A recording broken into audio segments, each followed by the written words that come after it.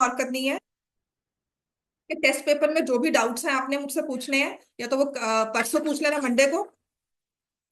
The lower window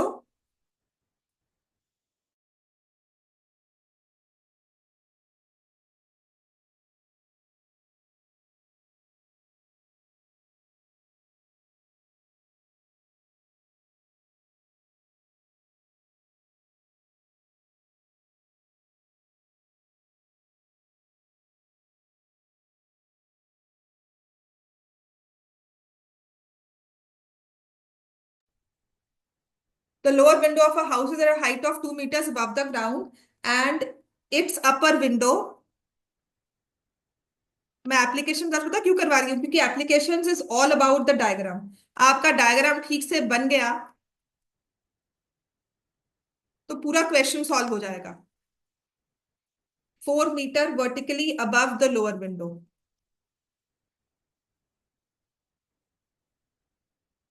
at a certain instant, at a certain instant, the angle of elevation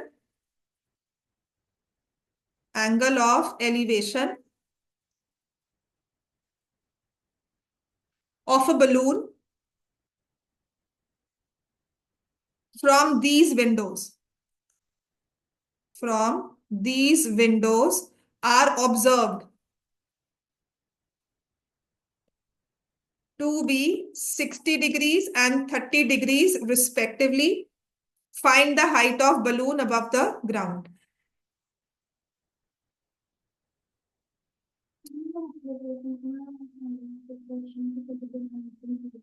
बता दो कि वो भी क्वेश्चन था।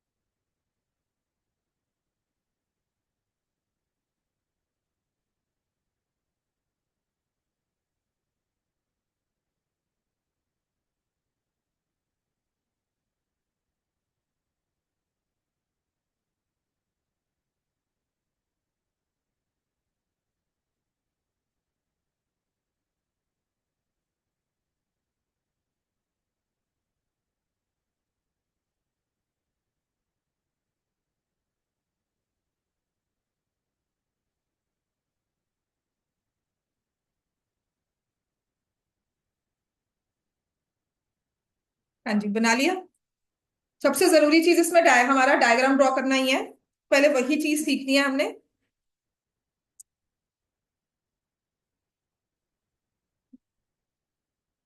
28 है ना?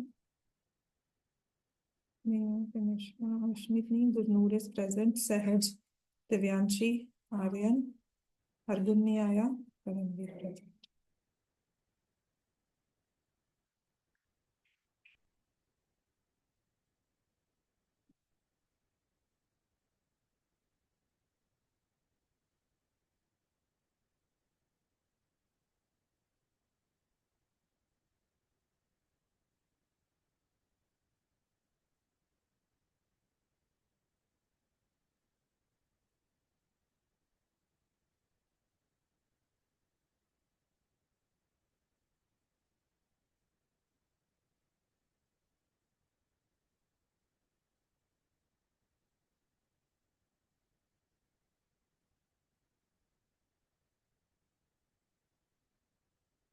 चलो बनाए इसके।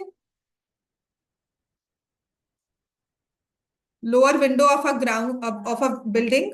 तो सबसे पहले I draw this ground, lower building, lower window जो हमारा है उसको मैंने ए नेम दे दिया।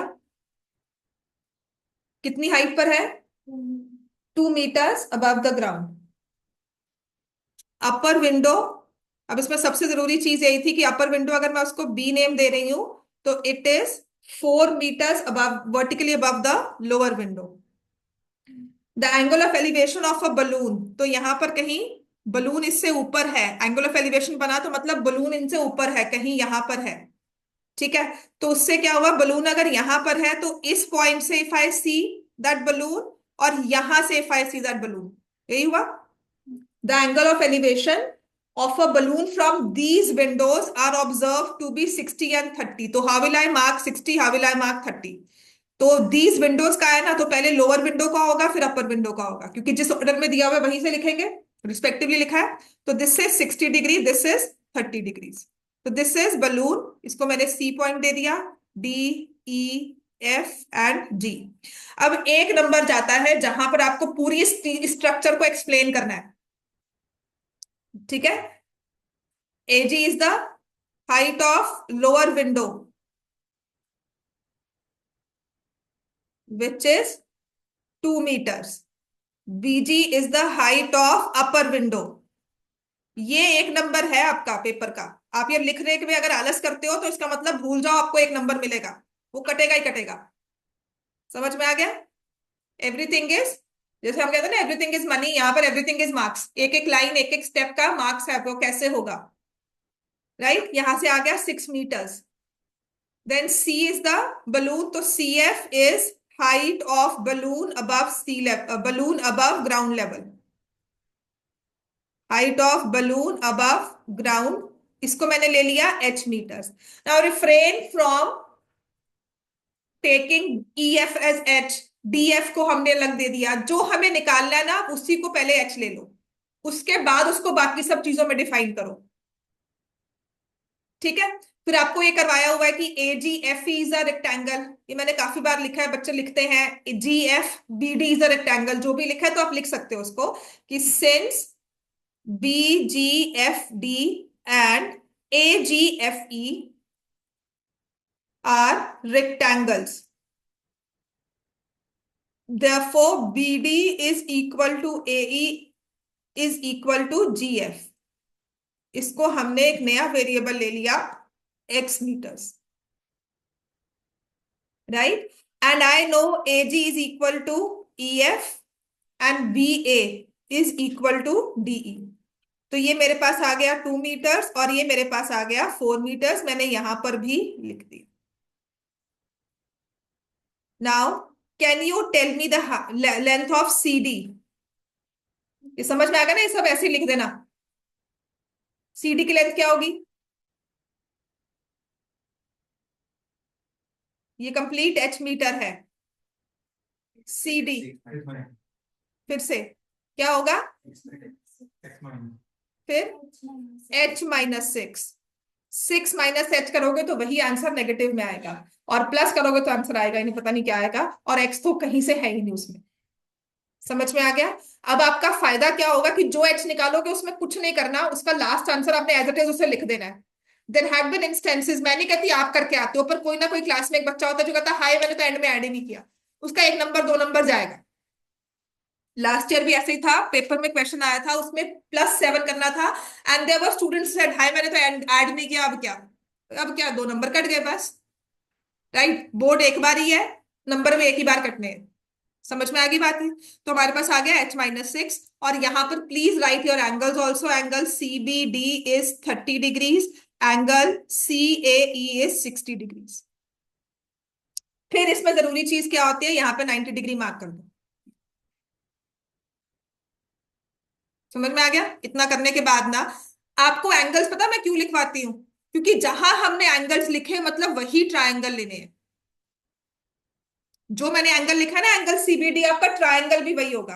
आपने लिखा है एंगल CAE, आपका ट्रायंगल भी वही होगा। ठीक है ना, उसी में हमने ट्रिग्नोमेट्री यूज करनी है। तो मैं इसको सारे को इरेज कर रही हूँ।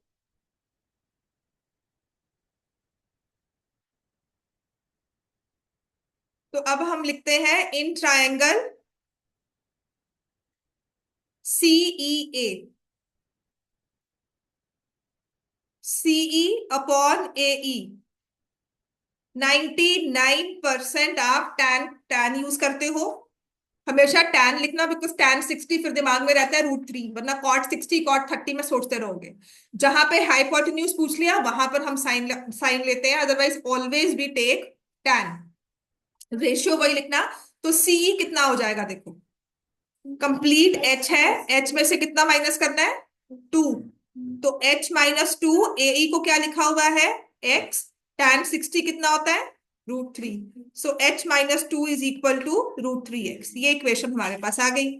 अब दूसरा ट्राइंगल लो, CDB। CD upon BD is tan 30। CD कितना लिया है हमने, H-6, x is equal to tan 30, क्या हो जाएगा, 1/√3। और x की वैल्यू को यहां पर सब्सटीट्यूट कर दो।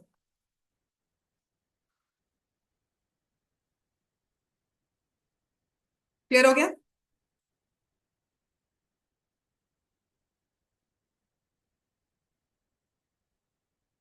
सॉल्व करो अब, तो क्या देखो।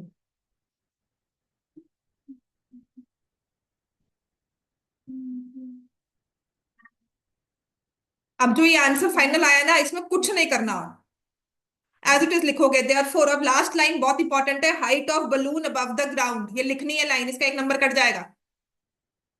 काटने में टीचर ने आधा नंबर नहीं लगाना, उसने सोचना भी नहीं है, seriously.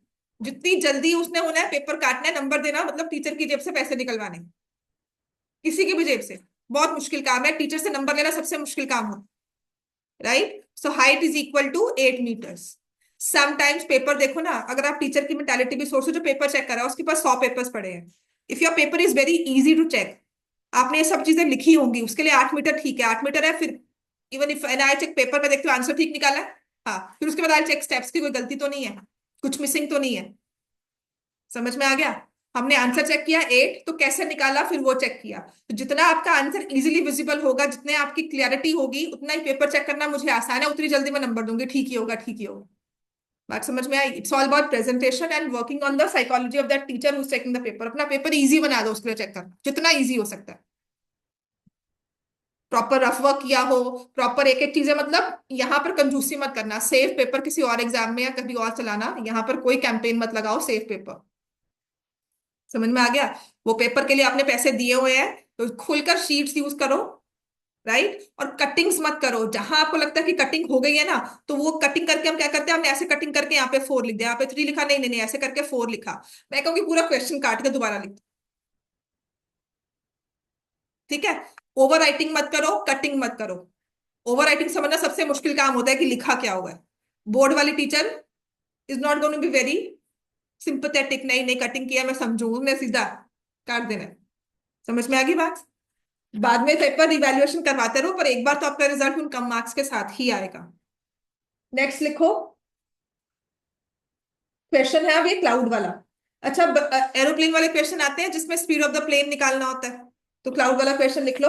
Eight a point A 20 metres, at a point A 20 metres above the level of water, above the level of water in a lake, the angle of elevation of a cloud, the angle of elevation of a cloud is 30 degrees. The angle of depression, angle of depression of reflection of cloud, reflection of cloud in the lake is 60 degrees. Find the height of cloud above sea level.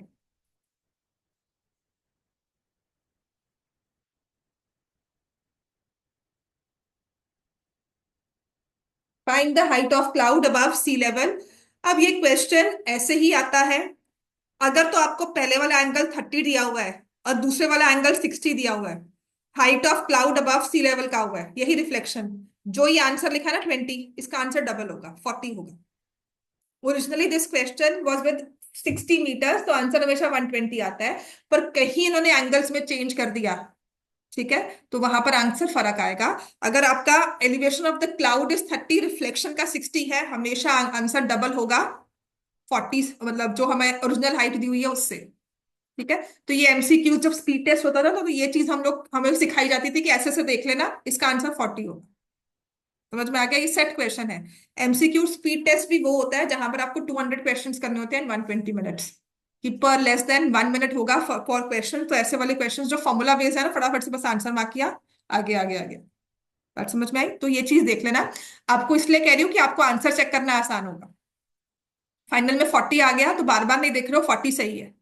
अब इसका मतलब क्या है कि यहां पर एक lake है, सी लेवल, मैंने उसे ए बी नेम दिया, उससे थोड़ी सी ऊपर एक ऑब्जर्वेशन पॉइंट है। कभी कभी वो कहते हैं कि डेक पे खड़ा हुआ है बंदा, पॉइंट ए लिखा हुआ है ना, at a point A 20 metres, तो दिस इज ए। आपको ऐसे भी नहीं लिखना है यहां पर, ये ए ही आएगा। At a point A 20 metres above the water, angle of elevation of a cloud, तो यहां से दूर किसी क्लाउड को देख रहे हो, इसे डी लिख दिया मैंने। और यहां से जब मैंने एंगल ऑफ एलिवेशन चेक किया, तो that is coming as 30 degrees.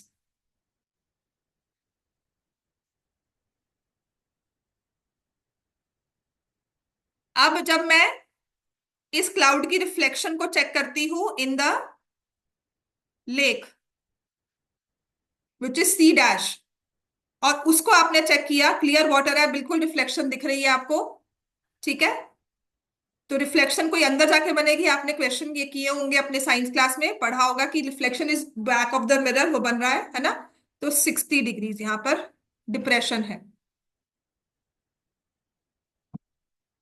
The only concept that you use here is C dash लिखा, चलो चलो सी डैश ही सही। The only concept that you use here, जो सबसे इंपॉर्टेंट चीज है, कि जितना डिस्टेंस क्लाउड का सरफेस ऑफ द लेक से है, उतना ही डिस्टेंस आपको दिखेगा क्लाउड का रिफ्लेक्शन के साथ। The major concept used is this. अगर जिसको ये चीज समझ में आ गई, उसने ये पूरा क्वेश्चन सॉल्व कर लिया। B D is equal to B C dash. अब पूरी एक्सप्लेनेशन को मैं छोड़ देती हूं, मैं लिखूंगी DB, height of the cloud above sea level. आपने जितना एक्सप्लेन करना है इसको अच्छे से एक्सप्लेन कर सकते हो, एच मीटर्स। फिर वो रेक्टेंगल है, तो you will write this point, इसको मैंने ई नेम दे दिया, A C is equal to BE 20 metres. ठीक है, तो डीबी को हमने लिया था एच मीटर्स, बीई को लिया है 20 metres. Can you tell what is DE? H minus 20। समझ में आ गई बात? ये this is H minus 20 metres. तो late B C is equal to x, और वही ए ई के इक्वल है। वैसे तो बीसी हमें यूज ही नहीं होगा, ए ई यूज हो जाएगा एनी हाउ, वो सारे एक्स मीटर्स के इक्वल है। फिर हमें दो एंगल्स दिए हुए हैं, angle D A E 30 degrees, ये भी लिख देना, angle E A C dash is equal to 60. You have to write that this is the cloud, this is reflection in the water, and because this is a reflection, तो ये चीज लिखनी है, ये इंपॉर्टेंट है हमारे कॉन्सेप्ट के लिए भी, लिखने के लिए भी। B D is equal to B C dash. कोई इसका साइंस का प्रोजेक्ट और नहीं लिखना हमने इसमें, कि क्योंकि हमारी रिफ्लेक्शन ऐसे होती है, वो साइंस नहीं लिखनी। बस ये हमारा कॉन्सेप्ट है जो हमें लिखना है, कि हमें पता है ये होता है। आपने लिख दिया। मैंने आपको एंगल्स लिखवाए थे सिर्फ इसलिए कि यही दो ट्राइंगल्स आपने यूज करने हैं, इनमें ही ट्रिग्नोमेट्री लगानी है। समझ में आ गया? तो ये आ जाएगा ट्राइंगल डीएई। ट्राइंगल डीएई में डीई अपॉन एई, फिर से देखो मैंने टैन ही यूज किया, एच माइनस 20 एई एक्स, टैन 30 होता है 1/√3, तो एक्स की वैल्यू आ गई √3 एच माइनस 20। ऐसे ही दूसरे में लगाओ, वही होता है। बस यही चीज एक समझने वाली चीज है, कि आपने इसको एच लिया तो ये भी एच है, तभी मैंने यहाँ पे मार्क नहीं किया था, because then you write in triangle A E C dash, CE dash upon AE is equal to tan 60। CE dash को आप लिख रहे हो H प्लस 20। बस इतना सा अगर आपने सॉल्व करने में ध्यान रख लिया, ये क्वेश्चन क्लाउड वाला कहीं नहीं गया। फिर √3x हो गया। x की जगह अब मैं क्या पुट करूंगी? √3 √3 H-20। मैं कहा ये 20 है तो आंसर 40 आएगा। ये फॉर्मूला है एक्चुअली। ये आपकी बुक में ना ये अल्फा बीटा करके भी सिखाया हुआ है। एग्जाम्पलर में अल्फा बीटा भी किया। मैं एक क्वेश्चन करवाऊंगी, घबराना नहीं होता। वो अल्फा बीटा में क्या दिया हुआ है जब भी है, इट इज ऑल अबाउट 60 में आपने वैल्यू पुट की ना, वहां पे वैल्यू नहीं पुट कर पाओगे, वहां पे tan अल्फा रहेगा वो। नहीं, अभी तो मैंने कहा ना, जहां 90 तो वैसे नहीं बनेगा, तुम ओवरहेड देख रहे हो बिल्कुल। तो ट्रायंगल बनेगा इन 90 में। अगर आप कह रहे हो ना बिल्कुल सर के ऊपर है फिर आपके। ठीक है, तो इट्स अबाउट 30 60 45। मैंने एक बार ऐसे ही किया था, मैंने क्लास में समझाया था कि you will take this angle and double आ जाएगा। मैंने पेपर में ना एंगल्स को कुछ नहीं किया, मैंने यहाँ 30 कर दिया और यहाँ 60 कर दिया, आंसर बिल्कुल फर्क आता है। ठीक है, एक बार मैंने 35 और 45 और 30 के साथ भी दे दिया था। तो वहां पर भी एंड दैट चाइल्ड सेड कि मैम ये तो पेपर बुक में मतलब सॉल्व सोल्यूशंस में मतलब नेट पे कहीं भी नहीं 45 दिया होगा। मैं कहा नहीं दिया होगा, क्योंकि कोई चेंज नहीं करता है इसको। ये सिर्फ आपकी माइंड के अलर्टनेस को चेक करने के लिए होता है कि आपने अलर्टनेस के साथ क्वेश्चन सॉल्व किया कि नहीं। जब ऑनलाइन टेस्ट थे ना 9th का, आई रिमेम्बर मैंने उन्हें होमवर्क टेस्ट लेना था सर्विस एरिया वॉल्यूम का, and I knew everybody would cheat. Right, तो मैंने कुछ नहीं किया था, मैंने कहा था एनसीईआरटी के क्वेश्चन होंगे। एक क्वेश्चन से 35 एनवेलप्स, मैंने वहां 40 कर दिया। सबने आंसर 35 से सॉल्व किया होगा। मैंने कहा चीटिंग की है। And the thing was the parents were not willing to admit. मैंने कहा मैम चीटिंग की हुई है। नहीं मैम मेरे सामने बैठ के पढ़ाई किया। मैं कहा पढ़ाई आपके सामने बैठ के किया, पर एक क्वेश्चन सॉल्व करते हुए चीट किया है, I can say it with 100%। तो द ओनली रीजन, बाद में तो बच्चे ने, पहले तो कोई नहीं माना कि नहीं किया है, बाद में उन्होंने खुद कहा कि मैम आपने पकड़ा कैसे। बस यही चीज होती है आपकी माइंड, क्योंकि आपका माइंड इतना ही चलेगा, है ना। And there was this question which I had given from coordinate. उस बच्चे ने सॉल्व किया, उसकी मैथ बहुत अच्छी नहीं है, वो नॉर्मल बच्चा था, ठीक है ना, 10th का। उसने वो क्वेश्चन सॉल्व किया हुआ using a concept of coordinate, जो 10th में पढ़ाया ही नहीं जाता, स्लोप ये वो सब करके उसने पूरा, मैंने कहा पूरा नेट से चिपा है। पता लग रहा था कि आपने सर्चिंग की है, वो सोल्यूशन वो आया और सब लिख दिया। जैसे 9th का क्वेश्चन आप सिमिलर ट्रायंगल्स की जगह आप सिमिलर ट्रायंगल से सॉल्व कर रहे हो। 9th में कोई क्वेश्चन प्रूव करने के लिए दे रही हूँ, आपने कहा सिमिलर ट्रायंगल से मैंने प्रूव कर दिया, जो आपके करवाया ही नहीं गया। आता है अलग बात है, पर ये चीजें ध्यान रखनी होती है। तो यहाँ पर जो H-40 आया ना, इसमें आपने कुछ और नहीं लिखना। आपको सच पता है कि H आ गया, तो that is my height above the of the cloud above sea level is 40 metres. Next लिखो।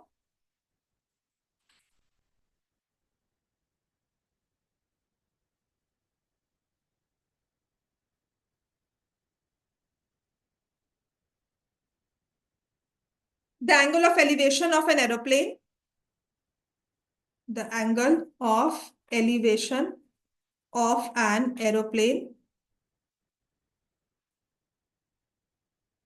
from a point A on the ground is 60 degrees. After a flight of 30 seconds, after a flight of 30 seconds, the angle of elevation changes to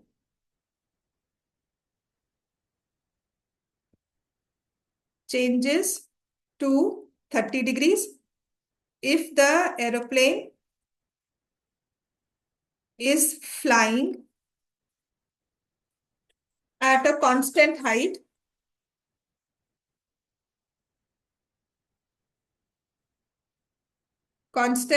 of 3000 √3 meters. Find the speed of aeroplane in kilometers per hour.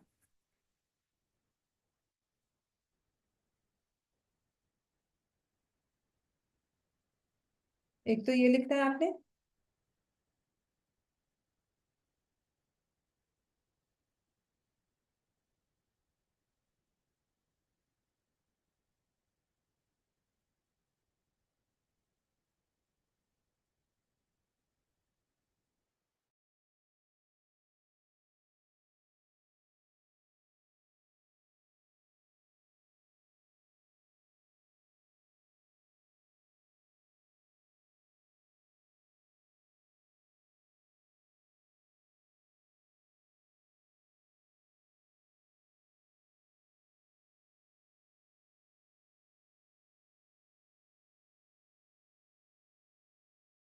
तो करो equation.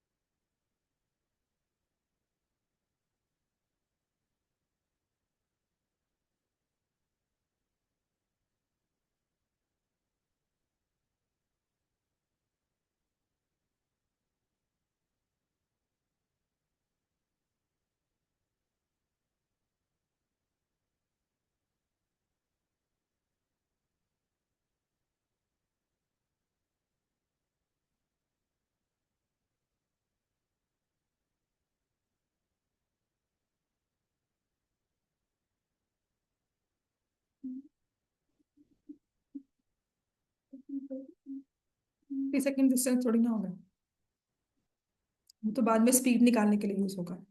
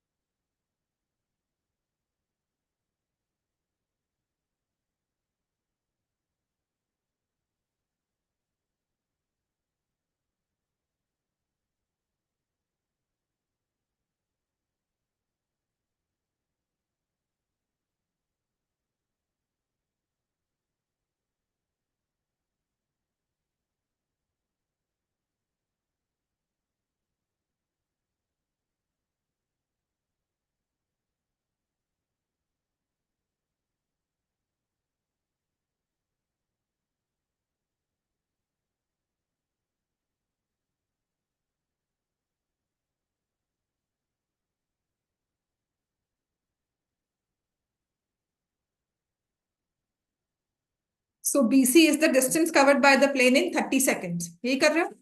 Figure सबकी same है। अच्छा, कभी कभी क्या होता है, आपको पहला दिया हुआ है 30 डिग्रीज एंगल, और फिर उसके बाद क्या हुआ है कि 60 डिग्री होगा, तो वो ऐसे मूव किया है प्लेन। समझ में आ गया ना, बड़ा एंगल 60 होगा, छोटे वाला 30 होगा।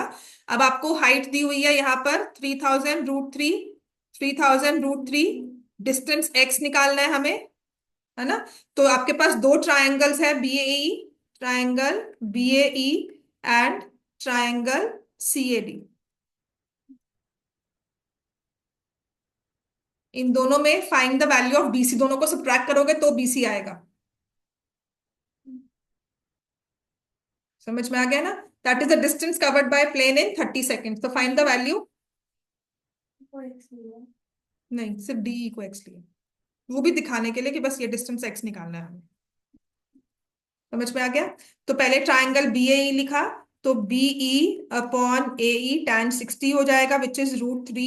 बीई आपके पास है 3000√3 upon A E is equal to √3, तो ए ई की वैल्यू 3000 आ गई।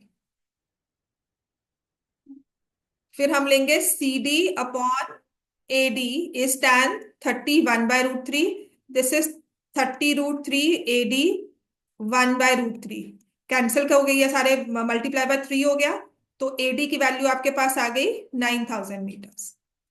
तो अब तभी कह रही हूँ एक्स निकालना है, जो कि होगा AD minus ED, which is 6000 metres, और ये डिस्टेंस कवर किया गया है 30 सेकेंड्स में।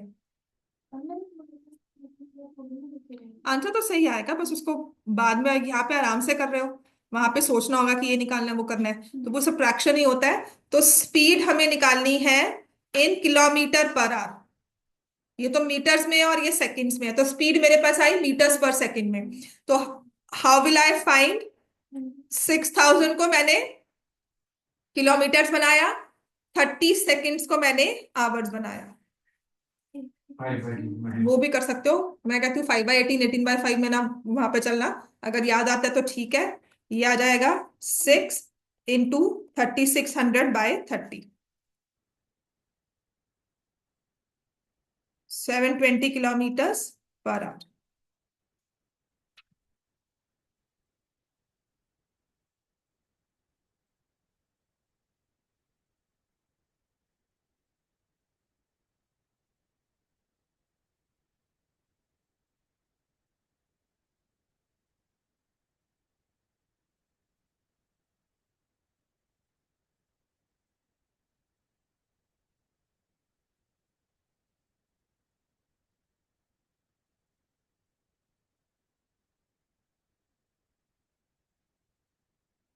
इतना क्लियर हो गया? नेक्स्ट लिखो। The top of two towers x of height x and y, the top of two towers of height x and y meters, top of two towers of height x and y meters, standing on level ground, standing on level ground, subtend angles of 30° and 60° respectively at the center of the line, at the center of line joining their feet. Find ratio x is to y.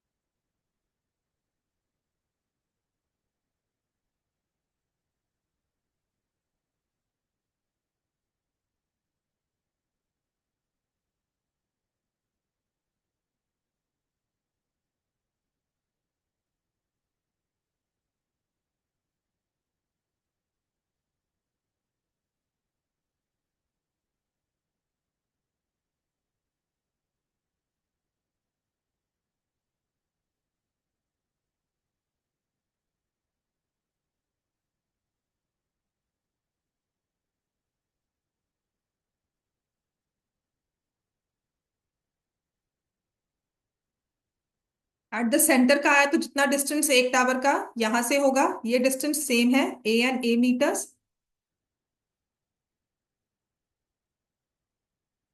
एक tower की height x और एक tower की height y, और जो x वाला है उसका एंगल 30°, y वाले का angle 60°। So find the value of x in terms of a, find the value of y in terms of a।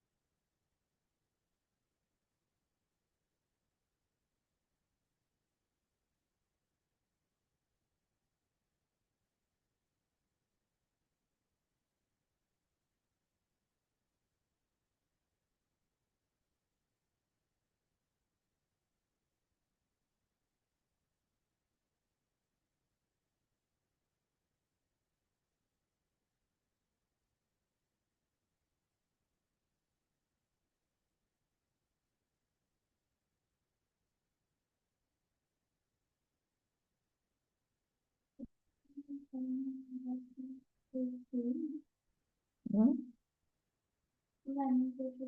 हम्म।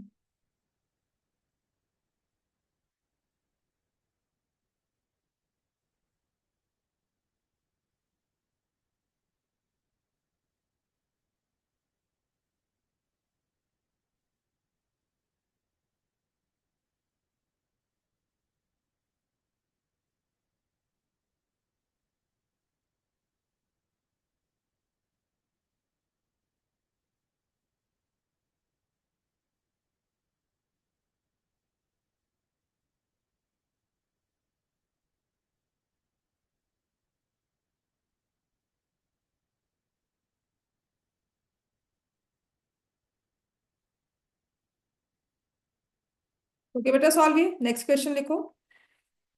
अभी भी थोड़ा डिफरेंट टाइप ऑफ क्वेश्चन है।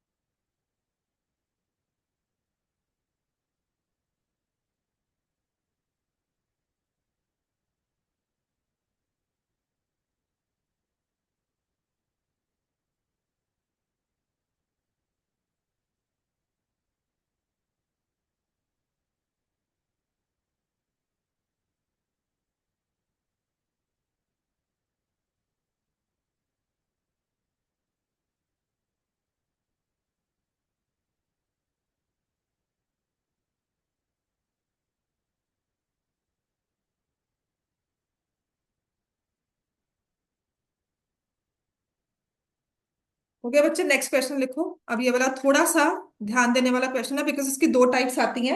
An aeroplane 3000 meters high, an aeroplane 3000 meters high passes vertically above another aeroplane at an instant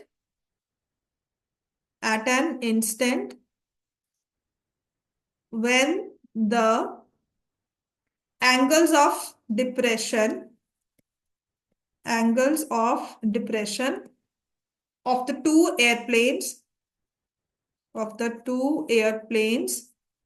from the same point on the ground from the same point on the ground. Angles of depression from नहीं होगा, at the same point, at the same point on the ground are 60 and 45 respectively. Find the vertical distance between two planes. Find vertical distance between two planes. अब तुम्हारा depression वाला भी इसमें cover हो गया। Depression का मतलब दूर ऊपर से नीचे को देख रहे हैं, तो एरोप्लेन में बैठे हुए आप नीचे ऑब्जर्व कर रहे हो। अब ये क्या होता है, यहाँ पे पासिस वर्टिकली अबव का है ना, समटाइम्स इसे passes vertically below in other airplane, तो वहां पे आंसर कोई डिफरेंट आ जाएगा, मतलब थोड़ा सा वैल्यूज का ही फर्क होगा जो हमें निकालना है। तो इसमें वाले डायग्राम ड्रॉ करो, इसे लास्ट क्वेश्चन होगा आज के लिए। कल आपका टेस्ट है, 2 marks का टेस्ट भी आपको मिल जाएगा कल चेक होकर। हाँ जी।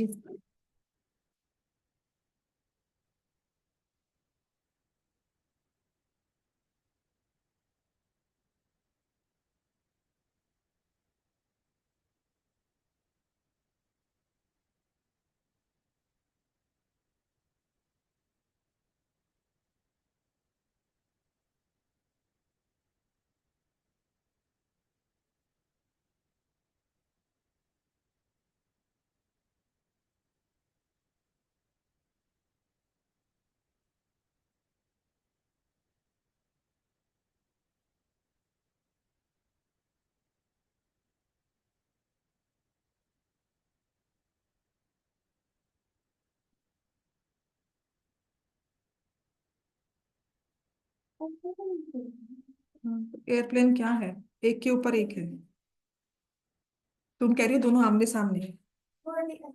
वर्टिकली अबव क्या हुआ, वर्टिकली मतलब मूवमेंट कौन सी हुई। हाँ। हॉरिजॉन्टल वर्टिकल इज ऊपर। तो मैं ये क्लियर कर रही हूँ इसको। हाउ विल आई राइट कि यहाँ से ग्राउंड लेवल पर एक प्लेन जा रहा है, उसको दिया हुआ है 3000 मीटर्स की हाइट,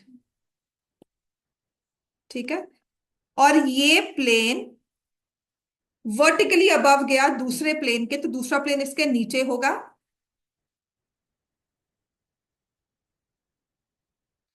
और इन दोनों के सेम ऑब्जर्वेशन पॉइंट से एंगल्स ऑफ डिप्रेशन चेक किया। अगर इसमें एंगल ऑफ डिप्रेशन दिया हुआ है ना, तो जहां पर ये इनकी पोजीशन दिया ना, वहां से एक ऐसे लाइन ड्रॉ कर दो। तो पहले वाला एंगल आपको दिया हुआ है 60 डिग्री, और दूसरे वाला जो दिया हुआ है ना, देखो ये और ये, दिस इज 45। होगा कुछ नहीं, ये 60 आ जाएगा और ये 40।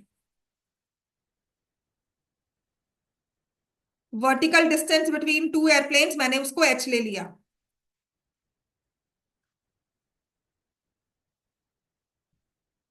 तो बीसी डिस्टेंस कितना आ गया?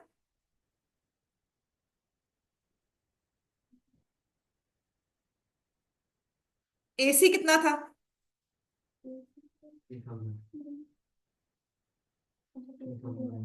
बस यही एक चीज सीखनी होती है, 3000 माइनस एच।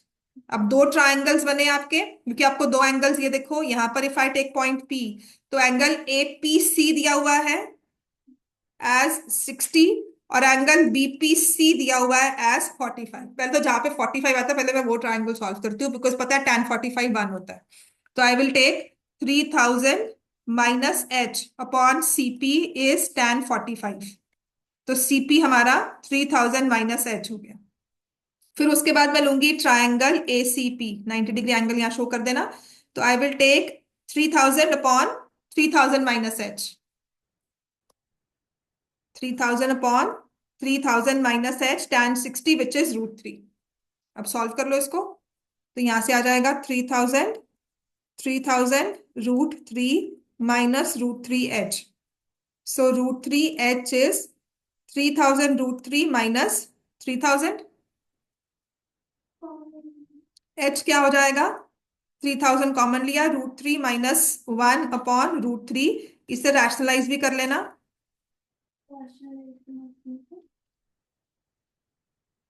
कर लेना तो अच्छा रहेगा। अपॉन 3 आ गया, यहां से 1000 हो गया, इस √3 को मैंने अंदर भेज दिया। 1000 3 माइनस √3, ये लिख सकते हैं हम। और इसमें अब कुछ नहीं करना है आपने, आपका डायरेक्टली ये भी आंसर आ गया, वर्टिकल हाइट। वरना आप क्या करते कि आपने एसी 3000 लिखा हुआ है, फिर आप कुछ और डिस्टेंस लेते या इस डिस्टेंस को एच लेते बीसी को, आपको दोनों को सब्ट्रैक्ट करना पड़ता है। तो यहाँ पर जो हमने वेरिएबल जिस लेंथ को वो सब शो कर रहा है ना, उसी का फाइनल आंसर निकालेगा। मतलब ये प्रिपेयर्ड आंसर है हमारा, इसमें हमें कुछ और नहीं सोचना कि ये प्लस करेंगे ये माइनस करेंगे यहाँ पर। तो distance, vertical distance between two airplanes